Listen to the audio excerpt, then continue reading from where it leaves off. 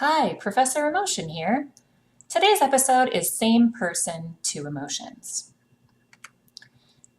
In the last couple of episodes, we've talked about how emotional episodes, or emotions, really have several components. There's a subjective feeling state, how we might label the feeling, our physical sensations inside our body, thoughts, the action urges or what our bodies want to do, and expression, whether facial expressions or body language. Looking at all of these components together can be really valuable, especially when we use an example of an individual person. So as a therapist, I am really interested in people's abilities to describe these things. How well can people identify what they're feeling, what's happening in their bodies, etc. So a lot of times when I'll ask someone to describe an emotional event, I'll ask them to identify these different components of emotion. I thought it might be useful for you to see what that looks like and potentially what that looks like about two different emotions for the same person. So this is Kaitlyn. We're going to talk to Kaitlyn in this episode. She's a graduate student who works with me, and I'm going to have her talk about the two different emotions that she actually experienced on the same day. So me and a few friends, we drove to Chicago for a conference, and it was about a 9-hour drive. So the whole way there and the whole way back, we listened to a book called A Stranger Beside Me by Ann Rule. So Ann Rule had a somewhat close relationship with Ted Bundy and knew him pretty well, and was starting to accrue a lot of evidence about him. And there's lots of stories about, from people who've gotten away, and of the graphic details of what he was starting to do to them, what he was trying to do to them. And so it really starts to get in your head. What was your subjective feeling while you were listening? So it started out, I was very interested and intrigued, and then as I went into the book more, or got into it more, maybe more excitement and maybe a little bit of, a teeny bit of fear. Okay, a teeny bit of fear, but at first, not too much fear. Right. Okay. So at the time where you were feeling excited and intrigued, what would you say you had physical responses? What were you feeling inside your body? I was feeling maybe what comes along when you're really engaged in something. I definitely felt more, maybe my heartbeat was going a little bit faster. Okay. And what kinds of things were you thinking? I was thinking, I can't believe something like this happened. I can't believe these people were able to get away, and considering all the things that he had done to kind of plan what he was doing. And I remember feeling a lot of relief when I had thoughts like, thank goodness they got away. Okay. How could somebody do something like this? Yeah. And then did you have any kind of action urges? It's definitely hard to do anything when you're hopefully sitting in a seatbelt in your car. But did you have any sort of action urges when you were feeling intrigued? When I was feeling intrigued, I wanted to keep listening. So I remember at one point, everyone got out of the car to at the gas station to get a drink, and I asked somebody else. I gave somebody else money to get me a drink and a snack because I wanted to stay in the car and listen. And what do you think your expression was, or your body language was during that point? It's probably maybe like leaned in, focused, maybe had a focused face. Okay, so here you've got Kaitlyn listening to an audiobook, and I'm asking about these 5 components of emotion. Subjective feeling state, she talks about actually not a specific emotion of either intrigue or excitement, but she actually discusses a blend. Intrigue, excitement, a little bit of relief she talks about at one point, and a tiny bit of fear. This is a blend, sometimes thought of as a mixed emotion, and it's not clean, which is totally okay. Not everybody experiences one core emotion in a given situation. A lot of times it can be sort of mixed and messy. So physical sensations, intrigue, it's typically associated with kind of increased heartbeat that is associated with increased attention. Thoughts, she's thinking about the content of the audiobook and the real people that this book is about. Now, when I was asking her, I could have dug a little bit deeper and tried to pull out some of those appraisals. We know that emotions are not driven by the events themselves, but our interpretation of them. So I could have asked a little bit more about some of those thoughts that actually likely led to her feeling intrigued and excited. And I didn't really focus on that there, though I might have if this was a therapy client. In terms of action urges, she wanted to keep listening, and she probably seemed focused and concentrated according to her expression. You also might have noticed that although she could answer each question, these weren't all things that she sort of naturally thought about.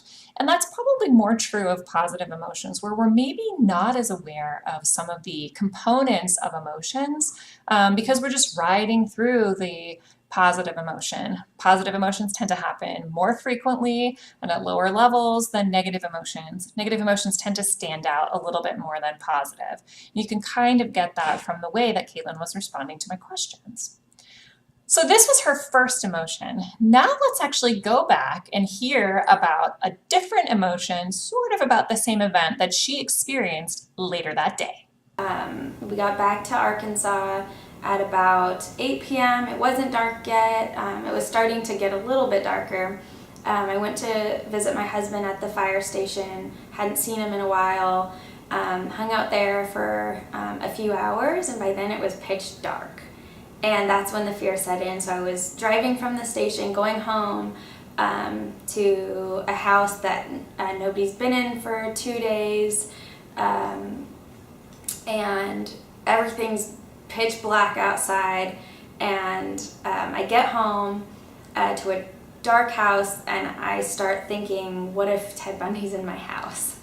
So you're thinking, so it's really dark, so the event now is changed. Mm-hmm. The event now is this pitch black environment, and you have these memories of all the things you were hearing, yes. This creepy guy, and what if even if that creepy guy isn't around, there's another Ted Bundy-like creepy guy, okay? Yes. So you felt, I think you labeled it as fear.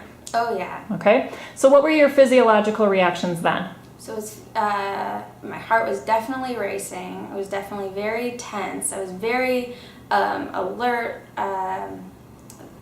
which kind of goes along with those two sensations. Right. Okay. I don't want to put words in your mouth, but were you breathing faster? Do you think there was other kinds of physiological sensations? Yeah, I probably was breathing a little bit faster. I actually had my husband on FaceTime when I was driving, or when I pulled up to the house, and he was kind of coaching me to go into the house. I'm like, I can't go in the house. I'm too scared. And so I got a lot of encouragement. The dogs are waiting for you. They're so excited to see you. So I pulled up the driveway. I'm like, okay, I'm not going in the garage. I'm just going to pull up onto the driveway. And I got out of the car, and there was this splatter mark behind one of my tires. And it was really dark, and it looks like it was a hand. And then there was splatter. So that kind of freaked me out. So I walked closer, and I couldn't make out what it was, and I got right back in my car, pulled out, and I was like, I'm not going in the house. So heart racing, physiological sensations, clear sense of fear, and you're thinking, I can't go in there. What other kinds of things were you thinking? I can't go in there. I need to... I won't be able, I need to check all the areas of the house. I need to look in closets, and I'm too scared to do that alone.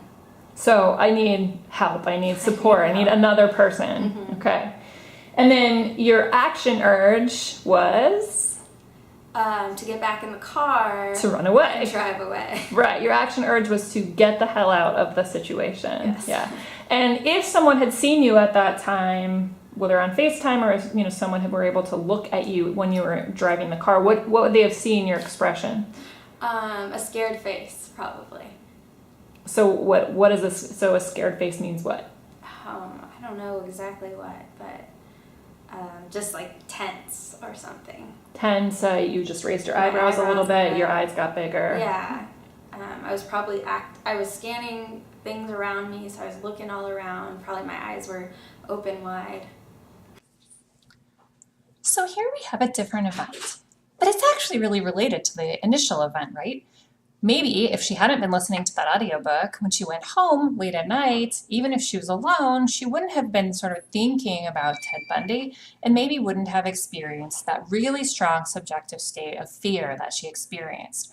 So this is actually an event that's created by a memory in thinking about something that she kind of experienced earlier listening to that audiobook, and some of those images and thoughts that come to mind when thinking about that book created, along with that sense of being alone and seeing a dark house, created this sense of fear associated with increased heartbeat, tension, a lot of attention, alertness, breathing faster, and some of these thoughts about no one's been in this house, what if Ted Bundy is in my house? Ted Bundy is dead, but similarly, it could be somebody else related. How do you know that someone's not in your house waiting for you?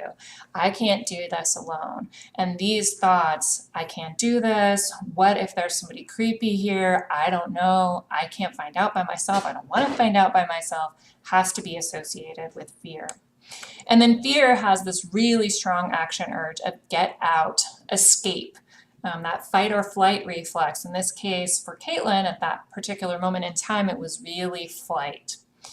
And then expression, she had what was called a scared face. Now, as a therapist, I might actually notice, if this was a client, I might notice that she actually has less awareness of her expressions, which makes sense because we don't always know what our faces might look like. We're not the ones seeing ourselves. She talked about feeling tense. That makes sense, but she's not the one seeing her expression. So it makes sense that of these components of emotion, that's probably the one that she has the least awareness of.